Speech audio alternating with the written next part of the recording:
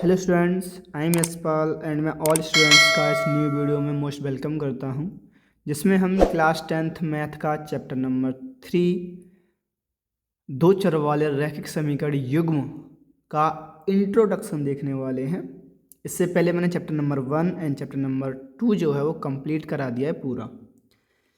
तो चलिए सबसे पहले हमारा चैप्टर का नाम क्या है वो समझ लेते हैं कि भाई क्यों दे रखा है ये नाम, और इसका इंट्रोडक्शन हम समझ लेते हैं। तो दो चर वाले रैखिक समीकरण युग्म, इस बात को हम पहले समझ लेते हैं कि भाई इस चैप्टर का नाम का मीनिंग क्या निकलता है। ठीक है, तो सबसे पहले हम समझ लेते हैं चर क्या होता है भाई। चर, और चर हमने सेकंड चैप्टर में भी पढ़ा था कि चर क्या होता है, वेरिएबल्स क्या होता है। तो चर वो होता है जिसका हम मान बदल सकते हैं। मान क्या हो सकता है भाई, इसका बदला जा सकता है। ठीक है, मान बदला जा सकता है।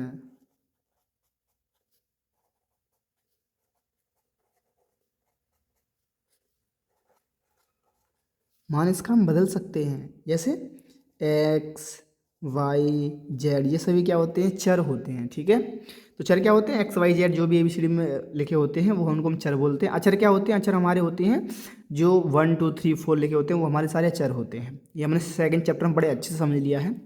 इसके बाद रैखिक किसको बोलते हैं भाई, रैखिक समझ लेते हैं। रैखिक क्या होता है, क्योंकि हर मीनिंग को समझेंगे हम चैप्टर का। रैखिक, ठीक है, रैखिक समझ लीजिए। रैखिक क्या होता है भाई, रैखिक का मतलब होता है जब अधिकतम घात कर ले रहे हैं हम,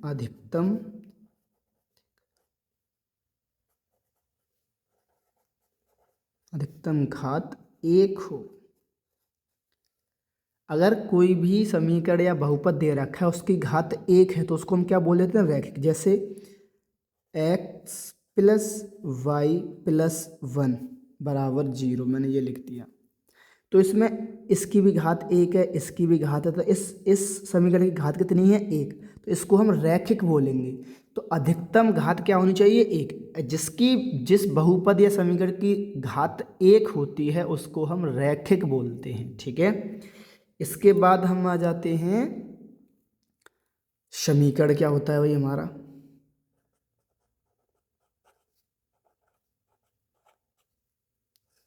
हमारा समीकरण क्या होता है,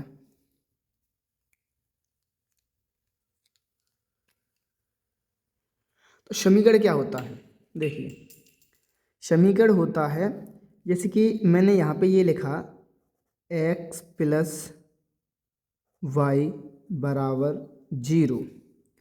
तो ऐसे मैं यहाँ पे बराबर 0, यहाँ पे 6 लिखा, मैं यहाँ पे 0 लिखा था।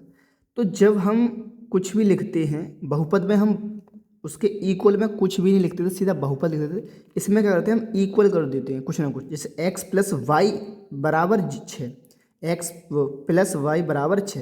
तो जब भी हम कुछ भी बराबर में लिख देते हैं, मतलब कि इसको हम इसके बराबर कर देते हैं, तो उसको बोलते हैं समीकरण। किसी भी एक्स वाई को, किसी भी नंबर को जब हम किसी के बराबर कर देते हैं तो वो क्या बन जाता है, हमारा समीकरण। जैसे कि इसमें देखो एक्स प्लस वाई प्लस 1 बराबर किसके है, 0 के बराबर कर दिया हमने। तो ये क्या हो गया, हमारा समीकरण हो गया। जैसे कि हमने बहुपद पढ़े थे तो क्या था, 2x प्लस 3y प्लस 5 मैंने लिख दिया। तो ये इसके बराबर में कुछ तो है नहीं, तो ये हमारा बहुपद है। लेकिन जैसे ही मैं इसके इक्वल में कुछ कर देता हूँ तो ये समीकरण बन जाता है। मतलब कुछ भी हमने बराबर, क्योंकि हमने ये पूरी वैल्यू किसके बराबर कर दी, 0 के बराबर कर दी। तो इस कंडीशन को हम बोलते हैं समीकरण। ठीक है, अब भाई युग्म क्या होता है वो समझ लेते हैं। युग्म, युग्म को समझते हैं। युग्म क्या होता है, जब हम दो समीकरणों को एक साथ लिखते हैं, दो समीकरण को एक साथ लिखते हैं उसको बोलते हैं हम समीकरण युग्म। युग्म जैसे कि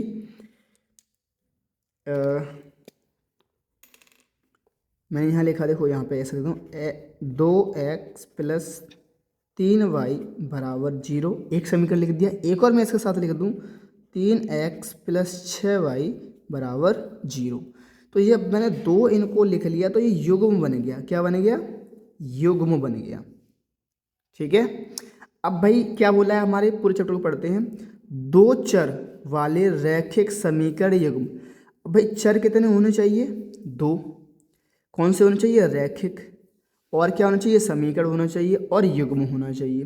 तो इसमें मैं देखता हूँ कितने चर हैं। देखो 1 2, दो चर इसमें हैं। 1 2, दो चर इसमें हैं। तो दो चर हो गए, रैखिक भी हैं दोनों, ठीक है, समीकरण भी बने हुए हैं और युग्म भी है। तो यही इस चैप्टर में हम पढ़ने वाले हैं, दो चर वाले रैखिक समीकरण युग्म। अच्छा, इनका रूप कैसा होगा वो समझ लेते हैं। अब समीकरण युग्म कैसे आएंगे इसमें, ठीक है। तो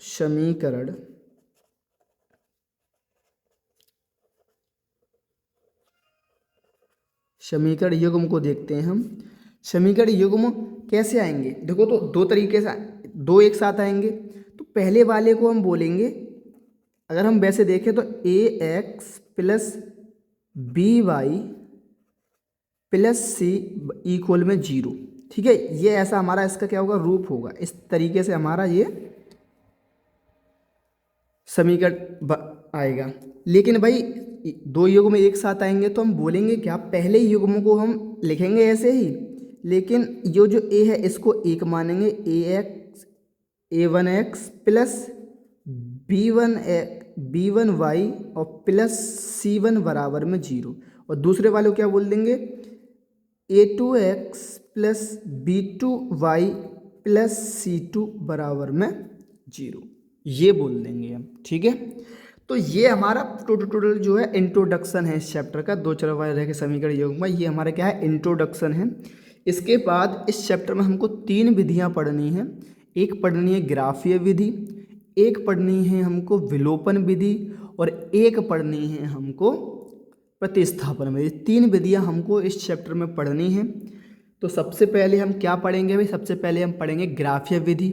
ग्राफीय विधि के बाद पढ़ेंगे हम प्रतिस्थापन विधि और उसके बाद पढ़ेंगे हम विलोपन विधि, ठीक है।